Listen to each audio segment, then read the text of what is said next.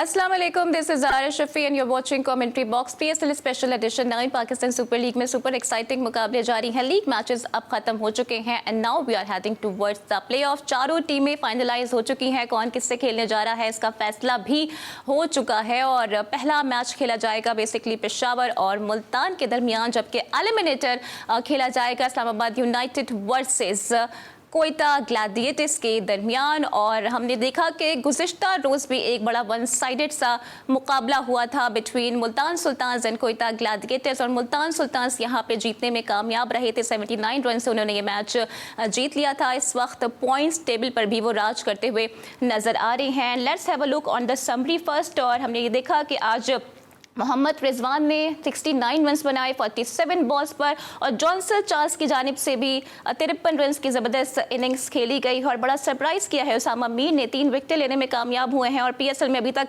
21 विकेटें वो हासिल कर चुके हैं। जबकि कोयटा ग्लैडिएटर्स का आगाज़ कुछ मायूस कुन रहा है और बड़े कम स्कोर पर वो आउट हो गए हैं। और जो मैक्सिमम रन बनाए गए हैं वो उमैर बिन यूसुफ ने बनाए हैं, 37 runs on 25 ball. And to discuss all these things we do also have a guest in our studio। बात कर रही हूँ none other but वासे हबीब की। So Wasay, hope you are doing good and welcome to the show। Thank you. और आपने रात के match की बात की, यकीनन पहले तो देखें जो टीम जीतती है उसको क्रेडिट देना चाहिए और मुल्तान ने सिक्योर कर ली अपनी प्लेस में। कल भी आपको परसों बता के गया था कि डेड रबर नहीं है, इसमें से कुछ निकालें, ज़ल्मी जीतेगा तो वो फॉर्म हो जाएगा टॉप पर, और मुल्तान और कोयटा में से जो जीतेगा वो ऊपर आ जाएगा और फिर उसको एलिमिनेटर नहीं खेलना पड़ेगा। क्वालिफायर 1 खेलने से फ़ायदा ये होता है कि अगर आप वहाँ पर हार भी जाते हैं तो क्योंकि आप टॉप 2 में फिनिश करते हैं तो आपको एक बारी और मिलती है, एक और समझे सेमीफाइनल मिलता है, और जो जीत जाता है वो डायरेक्ट सिट कर जाता है भाई वो कि अब मैं फाइनल में हूँ, अब वेट करें हम कि कौन हमारे साथ आकर जो है वो मुकाबला करता है। लेकिन कल के मैच में बड़ा सरप्राइजिंग एक चीज़ मिस हुई, जैसे आपने समरी में बताया कि रिजवान ने रन्स किया, जॉनसन चार्ल्स ने ये रन्स बहुत कम गेंदों में किए। इसी तरह इफ्तिखार के जो थोड़े से रन्स हैं वो तो बिल्कुल आई थिंक वो डबल फिगर वाली गेंदें भी नहीं खेलें, उससे कम बॉलों पर हैं। तो यहाँ से गेम कोयटा की गिरफ्त से बाहर चला गया। But I have a very serious question for skipper Quetta Gladiators Rilee Rossouw. मेरे पास बहुत सीरियस सवाल है, कराची में जिस तरह की पिचेस हैं, दोनों तीनों स्क्वायर्स पर जो नतीजा हमें मिल रहा है, दुनिया का मुझे नहीं लगता ये शायद वाहिद कप्तान होगा जो टॉस जीतकर इस विकेट पर परसों का मैच, उससे पहले का मैच देखने के बाद टॉस जीतकर वो जो है वो बैटिंग दे देगा, वो भी मुल्तान सुल्तान की डेंजरस बैटिंग लाइनअप जो कि खुले में खेलना पसंद कर रही है। पिंडी के 228 रन वाले मैच को जो शादाब 11 ने इन्हें पछाड़ा मुल्तान को, उसके अलावा आप देखें मुल्तान की ताकत है, वो 180 करके मुल्तान में प्रेशर डाल रहे थे। कहीं और भी उनकी कोशिश होती है कि रिजवान इनिंग को एंकर करें और उन्होंने पूरी फौज रखी हुई है। देखें आज उस्मान खान का दिन नहीं था, मैं ये नहीं कहूंगा, देखें बैड पैच नहीं होता किसी का, एक आधा बुरा दिन, पर कराची वाली पिच पर उस्मान खान को प्रॉब्लम होगी क्योंकि ही इज द वन कि जो लाइक करता है बॉल अच्छा आए बैट पर। इसलिए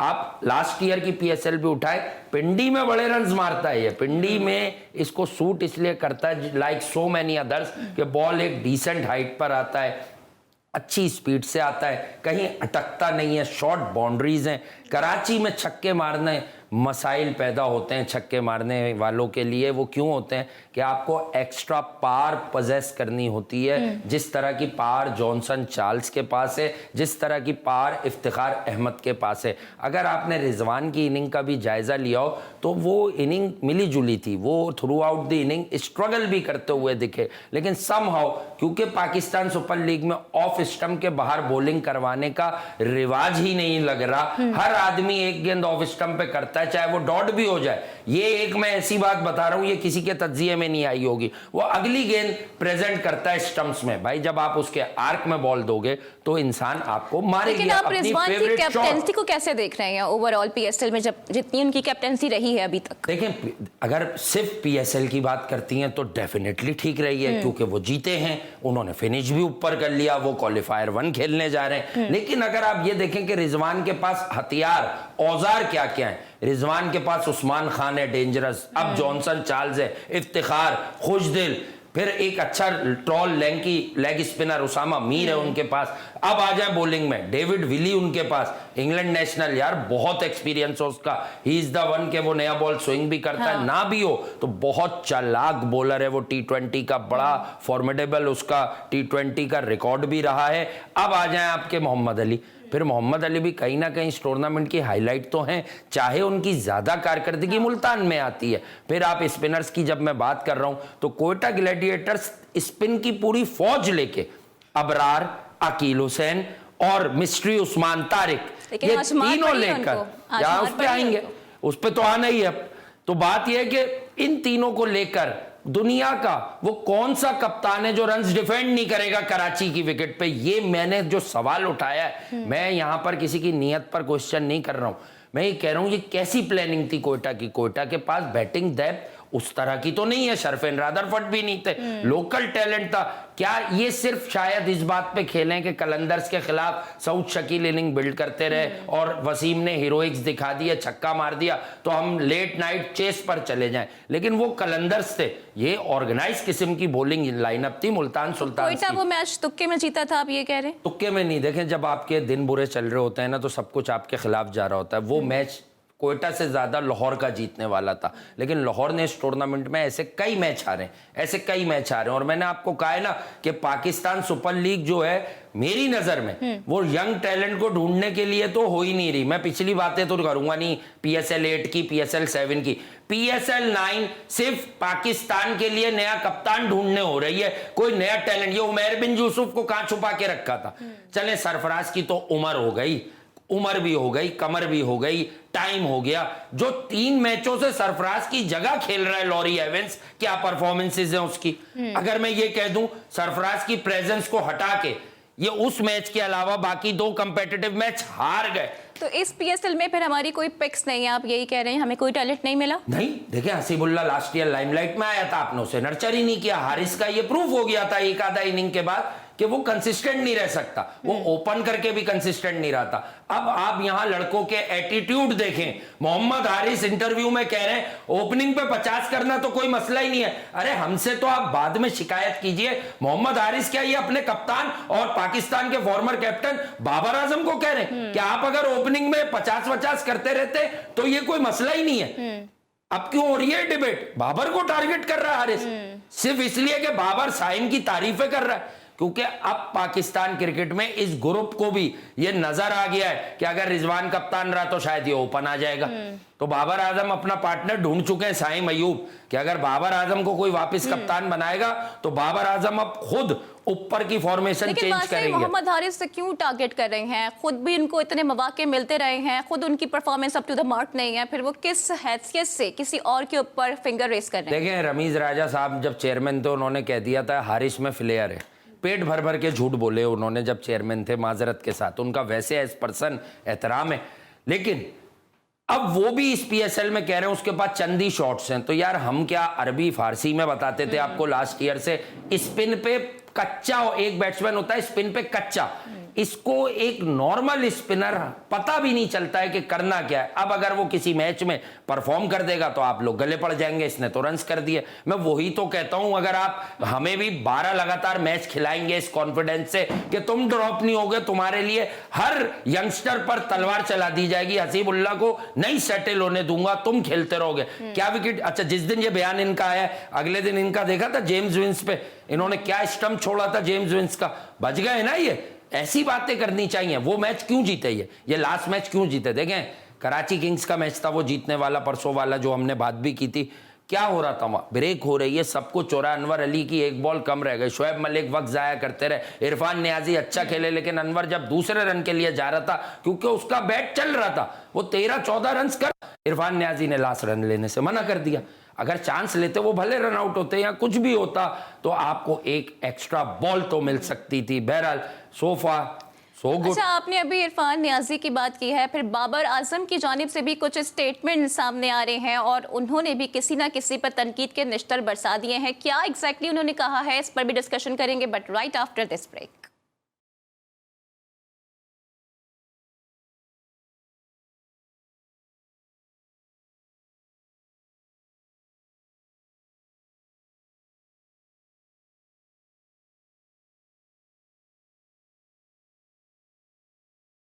welcome back to the commentary box. और बस से इस वक्त Babar Azam talk of the town बने हुए हैं और उनकी जानिब से प्रेस कॉन्फ्रेंस में ये कहा गया है कि वो नंबर 3 पर ही नहीं खेलना चाहते, वो एज अ ओपनर खेलना चाहते हैं। अगर कोई उन्हें नंबर 3 पे खिला रहा है तो ये उनकी ख्वाहिश नहीं है। जी, वो आप जो बात कर रही हैं थोड़ा सा ट्विस्ट दे दिया आपने ताकि गुस्सा आ जाए।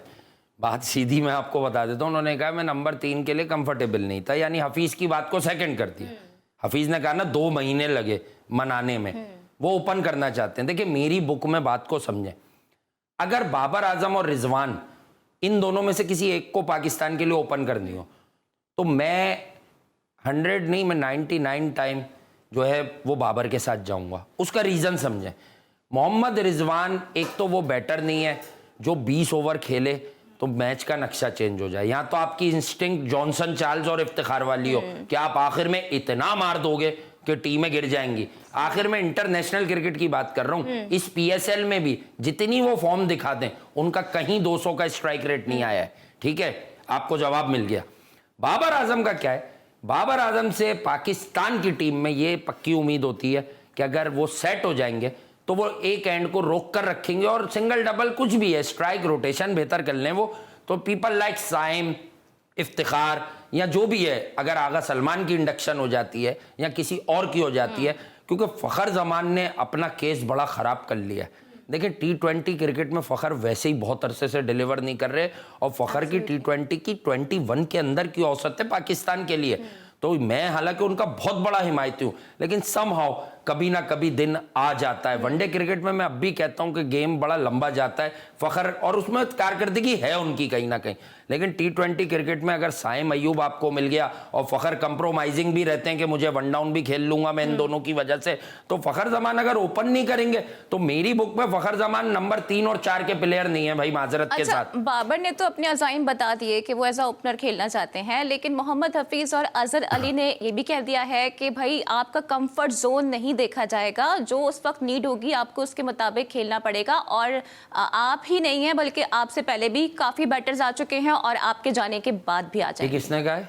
मोहम्मद हफीज एंड अजहर अली। इन दोनों ने, ये दोनों क्या पाकिस्तान क्रिकेट बोर्ड के चेयरमैन और वाइस चेयरमैन लग गए? क्योंकि वो टारगेट उनको कर रहे थे ना। It's up to coaching staff, it's up to our captain. ये क्यों बात कर रहे हैं ये वाली कंफर्ट जोन? अब कर रहे हैं जब काम नहीं है पीसीबी में। अजहर अली तो अभी कंसीडर हो रहे हैं किसी बात के लिए, सुनने में आ रहा है। ये ज्यादती है भाई, अगर कंफर्ट जोन की क्या बातें कर रहे हैं। मैं अब बताऊं अजहर अली ने कितनी जगह उन्हें ग्रेट बोलना शुरू कर दिया। एक पाकिस्तान का बना बनाया ट्रिपल सेंचुरियन टेस्ट बैटर, वो जब से बाबर कप्तान हुए उन्होंने देखें, एक तारीफ होती है जो जायज हो। जैसे आप मेरे लिए कुछ बोलेंगी, जायज बोलेंगी ना, मुझे समझ आ जाएगा। एक होती है ओवर प्रेजिंग कि यार मैं खेलता रहूं, अब मैं तो कप्तान हूं नहीं है, मुझे बाहर ना कर दे। तो अजहर अली अपने आखिरी 15-20 टेस्ट जो खेले हैं बाबर की कप्तानी वाले, चाहे वो 8 हैं, चाहे 9 हैं, चाहे 10 हैं, वो सब पेट भर भर के झूठ बोलकर खेले।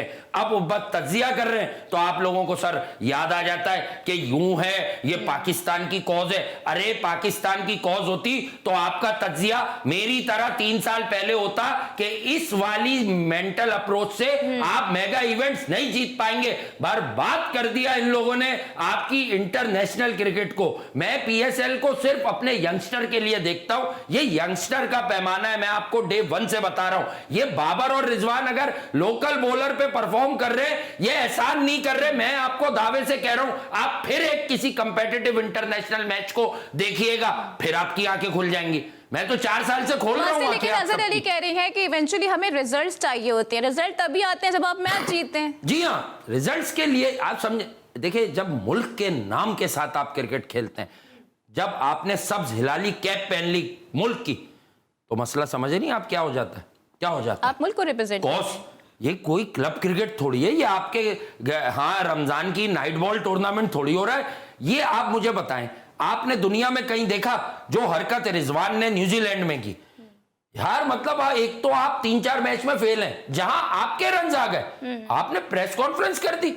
एक तरह से मैं अपनी बात पर स्टेटमेंट पे कायम हूं। वो उकसा रहे थे लोगों को कि हमारे लिए सोशल मीडिया पे उधम मचा दो, बट दावे से कह रहा हूं इनको खुद पता है कि इनकी सोशल मीडिया की गेम भी अब कमजोर हो गई। देखिए बच्चे जिद क्यों करेंगे, न्यूट्रल बच्चे क्यों जिद करेंगे, जिनको अफगानिस्तान से शिकस्त दिख गई, जिनको भाई चेंज लाओगे तो कुछ हासिल करोगे। डैरिन सैमी को पूछ रहे हो ना कि वो 2 वर्ल्ड कप जीता है, चेंज लाया था, आंद्रे फ्लेचर जॉनसन चार्ल्स का पेयर लाया, नए बॉलर्स लाया, बदरी को इंट्रोड्यूस किया उसने ऊपर कि वो पावर प्ले में बॉलिंग करेगा, समीउल बदरी। ये छोटी छोटी तब्दीलियां ही टीम बनाती हैं। पर्सनल माइलस्टोन के लिए खेलने वाले कभी भी आपकी टीम को सुरखरू नहीं कर सकते। अच्छा, हमारे एक और एक्स क्रिकेटर हैं बासित अली साहब, उन्होंने कहा है कि मुझे जिंदगी भर अफसोस रहेगा क्योंकि भारत जाके बाबर ने परफॉर्म नहीं किया, वहां रन स्कोर नहीं किए। बासित भाई कह रहे हैं यार, बासित भाई का बड़ा एहतराम है, लेकिन बात एक और है। बासित भाई को मैं कभी कभी उनके क्लिप सुनता हूं, यकीनन बड़े जबरदस्त बैट्समैन थे, लेकिन अगर मैं एवरेजेस की बात करूं, मैं तो बड़ा एडमायरर हूं। मतलब लोगों को तो याद भी नहीं होगा, मुझे तो उनका एक एक शॉट याद है, ये उन्हें खुद भी पता है। सही है, वो कभी कभी लाइव कॉल कर देते हैं हमारे डिजिटल मीडियम के शो पे कि यार ये बता रहे थे, ये बता रहे थे, तो कहने की बात है। लेकिन जब आपने मुझसे क्रिकेट का सवाल किया तो मैं उनके एहतराम के साथ, क्योंकि वो एक्स क्रिकेटर है, मैं झूठ नहीं बोलूंगा। कुछ लोग बाबर में जो सलाहियत है वो तो मैं भी आपको इतने दिन से बता रहा हूं, कुछ लोग बाबर को थोड़ा आउट ऑफ द बॉक्स जाके सपोर्ट करते हैं। तो उनसे मेरी दरखास्त है कि आप लोग देखें, ये सच साथ बताइए कि he is classic elegant, but उसमें वो बात नहीं है कि वो पाकिस्तान को सिंगल हैंडेडली मैच जितवाएगा। देखें, अगर आप ये भी चाहते हैं ना वो हमारी कौम का स्टार रहे, वो रहेगा, पर आप ये बताएं कि बाबर के साथ हमें टॉप ऑर्डर में एक आदमी चाहिए जो एक्सेलरेट करता और हमें उसे 15-20 मैचों का कुशन देना होगा। मोहम्मद रिजवान ने जब पाकिस्तान के लिए 16 या 17, ये आप सब सुन लीजिएगा, प्लीज सुन लीजिएगा, 16 या 17 T20 मैच खेल लिए थे, तो उनका हाईएस्ट स्कोर 33 था और एवरेज 17 था। तो वो क्यों और मजीद खेले, इतने चांसेस इनफ नहीं थे। लेकिन इनकी जब सिस्टम से बाहर का कोई लड़का आता है, ये 2 मैच के फेलियर पे सोशल मीडिया पर अपने ग्रुप से एक्टिवेट कर देते हैं कि इसकी बुराई करो, इसको टॉन्ट करो, टॉर्चर, जहनी टॉर्चर। साइम जैसे बच्चों को अब उसने सिर्फ बाहर बैठ बैठ के कैरम बॉल डेवलप कर ली। क्या कमाल कैरम बॉल कर रहा है वो, इसे कहते हैं कैरम बॉल, इसे 2 नंबर ही नहीं कहते। सईद अजमल वाली बट्टा खींच के मारना, ये जेन्युइन बॉल होती है। वैसे बाबर ने तो ये कह दिया है साइम अयूब ऑलराउंडर है, लेकिन आप बेसिकली अभी थोड़ी देर पहले शायद ये कह रहे थे कि Babar is not a lone wolf, के वो पाकिस्तान को तन्हा मैच जितवा दें। जी हाँ, देखें तन्हा तो मैच जितवाने वाले 2-3 ही नाम है अभी वर्ल्ड क्रिकेट में। तन्हा मैच जितवाना एक बिल्कुल ही अलग थ्योरी है, कहीं ना कहीं सपोर्टिंग रोल आपको रिक्वायर्ड होता है। ठीक है, देखिए मैं आज भी मानता हूं, मैंने जितनी भी T20 क्रिकेट देखी, आपने भी थोड़ी सी देखी होगी, सिर्फ रियलाइज कराने लोगों को। विराट कोहली साहब ने जो इनिंग पाकिस्तान के खिलाफ मेलबर्न में खेली है ना, उस टाइप की किसी भी T20 वर्ल्ड कप में कोई इनिंग खेल ही नहीं सकता। और when it comes to acceleration, तो जो उसने लास्ट 20-21 बॉलों पर 61 या 63 रन किए हैं, वो 3 रन पर बॉल बन जाते हैं। अब मुझे दुनिया का कोई ऐसा बैटर निकाल के दिखा दें विराट के अलावा जिसने ये वाला कारनामा किसी बिग मैच में 30 पे 4 होने के बाद सरंजाम दिया हो, मुझे नहीं याद पड़ता। तो आपको और मुझे तो विराट कोहली में बहुत कुछ नजर आ रहा है, लेकिन उनके अपने बोर्ड ने विराट कोहली पे काफी ज्यादा क्वेश्चन रेज कर दिए हैं। फिर शेन वॉटसन ने पाकिस्तान से कितना मुआवजा मांग लिया है कोचिंग करने का, इस सब पर हम बात करेंगे, but right after this break.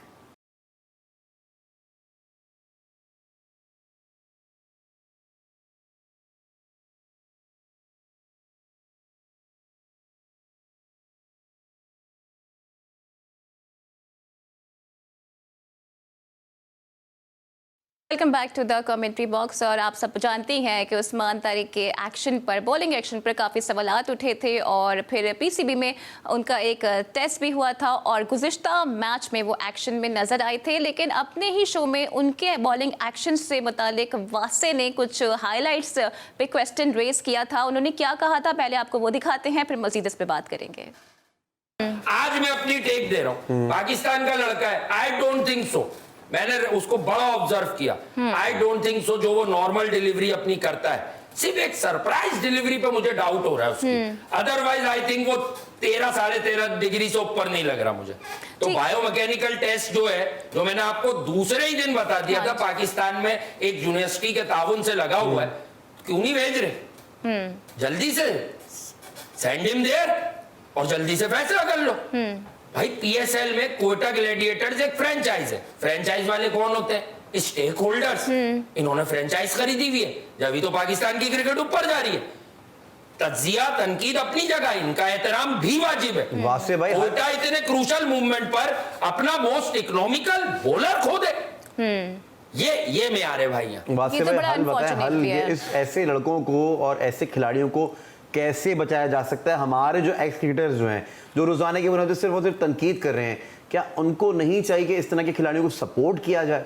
यार पहली बात तो ये है, जब आपको पाकिस्तानी एक बच्चा दिखा, चले मैं करता हूँ आज बिल्कुल सीधी बात, मैं गुस्सा क्या होता है मेरे तज्जिये में, अग्रेशन क्यों आता है, यहाँ गलत क्यों लगता है मुझे, यहाँ हर पाकिस्तानी को 500 विकेटें हैं अश्विन की। आप एक बार बताओ, उसने विकेट ली थी, आप उसकी अच्छी बॉलिंग पे तज्जिया करते, आपके पास उसकी बॉलिंग दिख गई, आपको मेरी परफॉर्मेंस दिख गई, आपको मेरी परफॉर्मेंस दिख गई, ठीक है, और आप मेरी आंखों पे बातें कर रहे हैं। तो बात से आपने तो ये हमें पहले ही बता दिया था। I am surprised and equally amazed कि हमारे फॉर्मर क्रिकेटर्स और एनालिस्ट ये नहीं देख सके। नहीं, हमें कुछ कहाँ आता है यार, सब तो लोगों को ही आता है, हम तो कभी कहते भी नहीं, हम तो यहाँ मोहब्बत में बैठ गए तो कोशिश करते हैं। देखें, अब मैं आपको बताता हूँ, मैं वो आदमी नहीं हूँ जो सिर्फ क्रेडिट ले लूँ, मैं रोज़ाना अपनी भी इस्लाह करता हूँ। मैंने आपको ये, आपने 3 से 4 दफ़ा मुझसे बातें की क्योंकि हॉट टॉपिक है। एक बार जब इसने पहले मैच में परफॉर्मेंस दी, तब मैंने क्या कहा कि फॉर्मर क्रिकेटर्स अगर ये तज्जिया कर रहे हैं अश्विन वर्सेस उस्मान तारिक पॉज पर, तो ज्यादती है। उस लड़के ने बॉलिंग क्या की। फिर मैंने आपको ये बताया कि क्रिकेट की एक बहुत बड़ी वेबसाइट पर ये राइट आर्म ऑफ ब्रेक आता है। भाई ये रिस्ट स्पिनर है, इसे लिखना चाहिए राइट आर्म गुगली। अब लोगों को इतनी सेंस भी नहीं है किस बॉलर को, अच्छा एकदम से टर्म चेंज हो जाए ना, सब सटपटा जाते हैं, ये भी कोई बॉलर हो सकता है जो उसका खासा है वो। फिर जब ये सब कुछ हो गया तो मैंने आपको इशारतन कहा था इसे थोड़ा सा ज़रा खेलने दीजिए, मुझे तो समझ आ रहा है कि ये होने क्या जा रहा है। जब आपने अश्विन से कंपेयर किया, उसकी बॉलिंग की तारीफ नहीं की, उसको डिफेंड नहीं किया, तो गोरे एम्पायर को मौका मिला, उसने मौके पे मारा चौका। जब सब कुछ हो गया ऑफिशियल, फिर आपने मुझसे दोबारा सवाल किया। मैंने कहा बायोमैकेनिकल टेस्ट हुए बगैर कोई कुछ नहीं बता सकता, लेकिन मैं नेकेड आई से जितनी मुझे अकल मिली है, मैं आपको यह बता रहा हूं कि उसकी एक सरप्राइज डिलीवरी में मुझे प्रॉब्लम हो सकता है, थोड़ा सा हो, मैं नेकेड आई से बता रहा हूं ना, लेकिन उसकी नॉर्मल डिलीवरीज मुझे 14 डिग्री के आसपास लगती हैं। अगर मैं सोचूं, मैं बहुत कुछ एनालाइज करके बोला, मैं भी देख रहा था इसके एक्शन को। अब फर्क क्या आया, आज मैं सुरखुरू हूं तो मैं तारीफ मतलब अपने नाम की कसीदे पढ़ूं, नहीं, मुझे डर लगा रात का मैच देखकर। इसने अपने एक्शन को थोड़ा सा तब्दील किया है, इसने अपने साइड ऑन पॉज को थोड़ा स्ट्रेट पॉज किया है, लेस इफेक्टिव लगा मुझे, लेस इफेक्टिव लगा। ये बात भी अभी कोई नहीं बता रहा होगा, अब तक तो नहीं बता रहा होगा, अब फिर सुन लेंगे। जैसे इरफान नियाजी के मैं 1 हफ्ते से कसीदे पढ़ रहा हूं कि व्हाई नॉट वन डाउन, उसे दिखाना नहीं था। कल फॉर्मर आपके जो है ना, जिनके आप बयानात, उन्होंने कल जाके तज्जिया किया है कि इरफान नियाजी की सूरत में पाकिस्तान को मिडिल ऑर्डर सॉल्यूशन मिल सकता है। तो मैं कब से बता रहा था ये आपको कि ये लड़का लास्ट ईयर भी परफॉर्मेंस दे रहा था, इस साल भी जब आ रहा है यार हार्डली फेल्स। पर मैंने ये भी कहा कि जब जो आप टेक्निक की बात करती हैं, टेक्निक अच्छी नहीं है उसकी, पर उसे अपने मेथड पे बिलीव है, वो पाकिस्तान को भी 23, 35, 30 लेकिन आई वंडर कि शेन वॉटसन क्या कर रहे थे, क्योंकि पाकिस्तान से कोचिंग के लिए तो इतना उन्होंने मुआवजा मांग लिया है कि फिर हम ना ही समझें। है मुआवजा मांग लिया, क्या जिता दी उन्होंने कोयटा ग्लैडिएटर्स को। देखें, अगर मेरे इख्तियार में होता तो शेन वॉटसन और रायली रसो का फैसला होगा कि आज बैटिंग दे दो।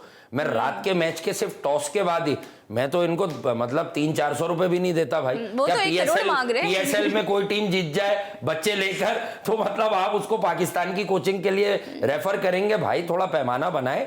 अगर उनकी आपको कुछ और स्किल्स पे भी बिलीव है तो बात कीजिए, इतना आसान मामला नहीं है पाकिस्तान की कोचिंग। अब ये लोग क्यों तरने वाला समझते हैं पाकिस्तान की क्रिकेट को? क्योंकि आपके प्लेयर्स ने बताया हुआ यही है कि ये तो सीखने की जगह है, ये तो अपने रन्स बनाने की जगह है। अपनी 50 करो, टीम मैच हार जाए, और फैंस इतने अजीब हो चुके हैं कुछ लोग, वो पाकिस्तान की हार के बाद इन लोगों की तारीफें बता रहे होते हैं, इसने तो रन्स कर दिए बाकियों ने नहीं किए। भाई मैंने तो कभी ऐसा पीछे सुना भी नहीं था। अबे भाई गिवन डे पर जो रन्स बनाता है उसी की जिम्मेदारी होती है मैच को जितवा कर जाना, जैसे आपका हाल फिन एलन ने किया था एक मैच में।